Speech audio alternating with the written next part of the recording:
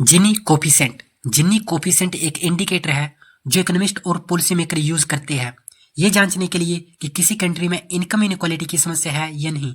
इसका नाम Italian statistician कोरेटो जिनी के नाम पर रखा गया है और ये बेसिकली एक कंट्री के अंदर इनकम इनइक्वालिटी को क्वांटिफाई करता है। जिनी कोफिशिएंट एक नंबर है जो 0 से 1 के बीच होता है।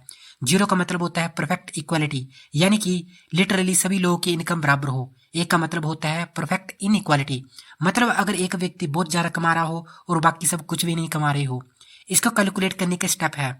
स्टेप 1, सभी व्यक्तियों की इनकम डेटा इकट्ठा करके उसे लोएस्ट से हाईएस्ट के ऑर्डर में सॉर्ट करना। स्टेप 2, एक ग्राफ बनाना जिसमें एक्स एक्सिस पर क्यूमुलेटिव परसेंटेज ऑफ पीपल हो, पुअरेस्ट से रिचेस्ट तक।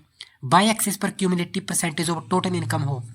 एक्चुअल इनकम डेटा एक कर्व्ड लाइन बनाएगा जिसे लॉरेंज कर्व कहते हैं। यह यूएस इकोनॉमिस्ट मैक्स लॉरेंज के नाम पर है।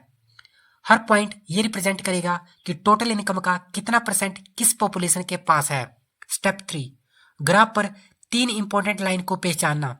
परफेक्ट इक्वालिटी की लाइन जो एक 45 डिग्री डायगोनल होती है, क्योंकि अगर सबका इनकम बराबर है तो 1% पॉपुलेशन 1% इनकम अर्न करेगा, 2% पॉपुलेशन 2% इनकम, और ऐसे ही आगे। परफेक्ट इनइक्वालिटी की लाइन जो एक एल शेप होती है, क्योंकि सब कुछ रिचेस्ट पर्सन के पास होगा और बाकी लोगों के पास कुछ भी नहीं। लॉरेंज कर्व एक्चुअल इनइक्वालिटी को दिखाता है। स्टेप 4, एक राइट ट्राइंगल इमेजिन करना जिसमें परफेक्ट इक्वालिटी की लाइन हाइपोटेन्यूस होती है, एक्स एक्सिस, और परफेक्ट इनइक्वालिटी की लाइन उसके साइड होती है।